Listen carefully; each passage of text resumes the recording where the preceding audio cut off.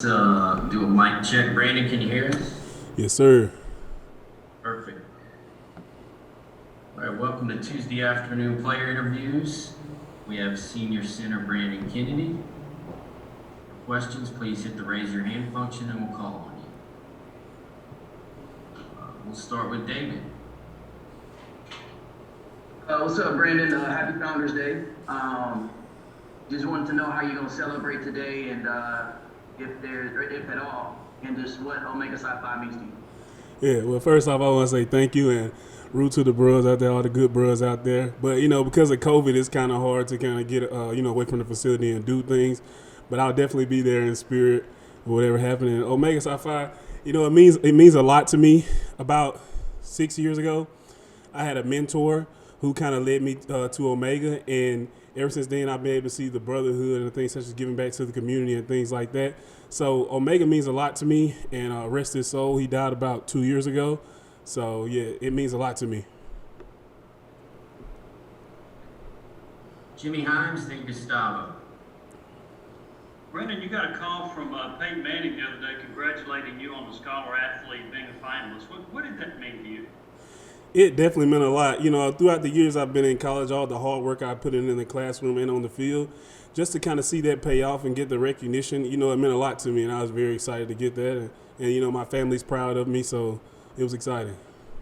Did you talk to Peyton Manning before? No, I've never talked to him before that video here. So when you see that video, what's going through your mind?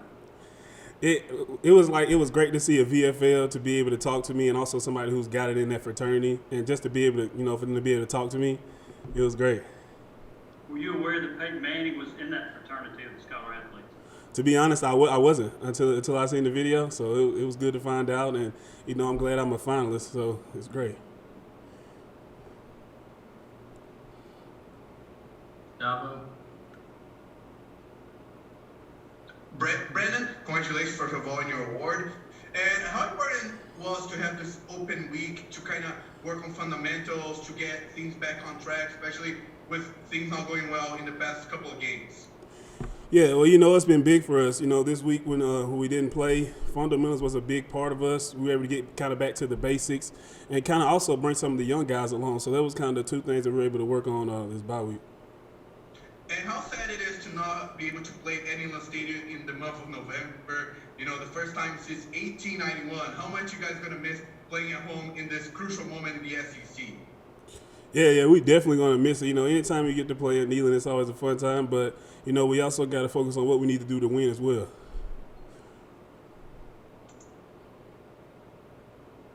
We'll go to Vince, then back to Jimmy. Brandon, a couple things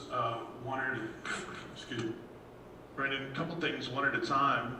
First, how did you find out that you guys weren't going to play against Texas A&M? Did you find out on social media, team meeting? How did you find that out? Well, we kind of found it out right before practice. So once we found that out, we adjusted on the fly and we were able to, get things going and kind of focus on fundamentals like I talked about earlier. So that's kind of how we adjusted. And did you have an opportunity during this unexpected open week, do you think, to maybe come together as a group of five and try to get some chemistry, some camaraderie with a unit of five working extra reps together?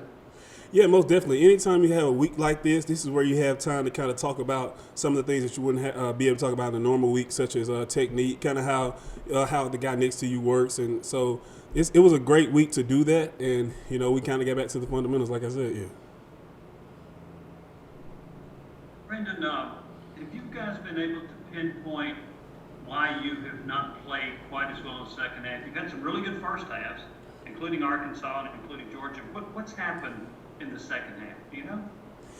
For me, I would say the biggest thing when we watch film is execution. I mean, that's the biggest thing. As far as being able to do our job and our assignment, play in and play out, that's the biggest thing. So actually during the bye week, that's kind of one of the things that we focused on and harped on the most. So I would say execution would be the biggest thing. And you talked about some of the young guys coming along. Tell me what the quarterbacks have looked like in practice over the last week or so. Yeah, well, because of the bye week, they got a lot of opportunities, and I think they're coming along, progressing mentally and also physically. But I think they've been pretty good.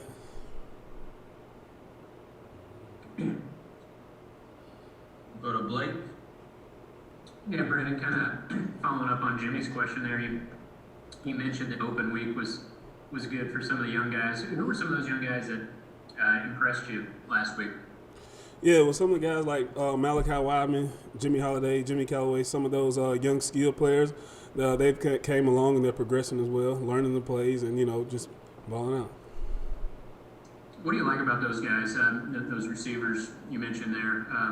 What kind of catches your eye about them? Well, the one thing I say is they're able to, make explosive plays, so that, that's great to have in an offense, and that's kind of what I see them bring to the table.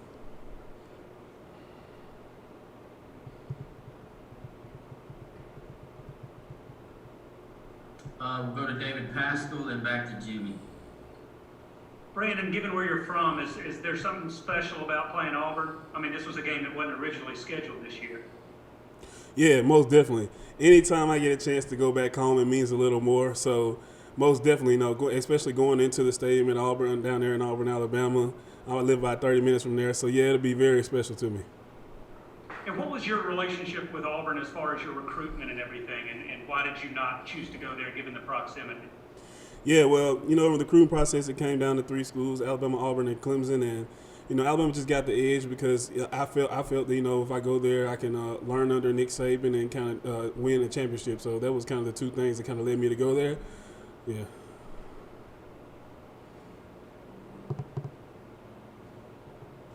Back to Vince. Brandon, what's your outlet outside of football when you're, say, in this open week and you're away from the facility and you need to kind of get a mental rest? What's that look like for you separating for football for even a short period of time?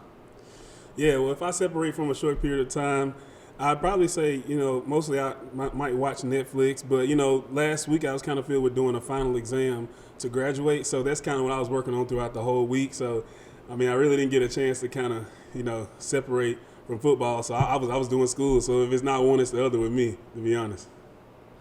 Just another follow-up.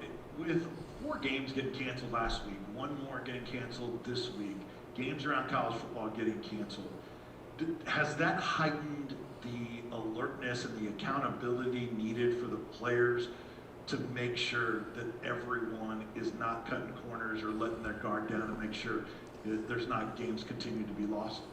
Yeah, most definitely. We emphasize, control outside the facility. So that's wearing our masks and kind of social distancing and staying away from, the rest of the population. That's kind of what we harp on. So that's been the biggest thing for us. And also we've been able to it's kind of been good in the sense that we've been able to kind of work with the fundamentals as far as last week with football and kind of also go back and watch the film from, the previous games and kind of see what we didn't do well and kind of figure out some of the things like I was talking about execution and maybe a little bit technique here and there. But it's been great for us to be able to do that part. But we also got to, work on the staying away and social distancing as well. Trey Wallace. Hey, Brandon, with your academic career and everything going on right now, is there any other degrees that you can go after? I guess, you've got 3 now, so is there a 4th? And have you thought about something like that down the road after the season? Yeah, well, after the season and kind of after my career ends, I think I want to get a doctorate in sports psychology. That's kind of the thing that I want to work towards. I love consulting with athletes and kind of doing those things. I've been fortunate enough to have an internship here in the University of Tennessee with Dr. Joe Whitney. And, we're able to work through different scenarios as far as helping athletes and I kind of just pick his brain. And that's what I've been doing, throughout the season. So it's been great, and I'm fortunate to have that opportunity. Jimmy, did you have a follow-up? Yes, sir. Sorry, I didn't get to my unmute button quick enough earlier. Brandon, when there have been some players that have opted out 4 games into the season, 5 games in, 6 games in, does that kind of surprise you to see players opt out at this point in the season? Yeah, it's surprising, but at the same time, I can only control what I can control. So, I don't know their reason. They might have a good reason, or they might not. I don't really know. So I can't really control it. I know this season hasn't gone the way you'd hope, 1 loss record-wise. What's the motivation over these last 4 games? The motivation, to be honest, is really giving my all for Tennessee. About a year ago this time, I decided to come back, and when I came back, I wanted to help this team and also earn another degree. So that's kind of been my motivation as far as just helping the team and being a leader and doing what I can do to help the team be successful. Sorry, my screen froze up. Vince, did you have another? I do. Brandon, tell us what you see from that Auburn D-line that you guys will be going up against. Yeah, well, the way I would describe them is they're space eaters. They kind of eat up double teams, and they allow their linebackers, which I think is a strength of the defense, they allow them to play well. And so that's kind of what I think about the D-line. All right, thanks, BK.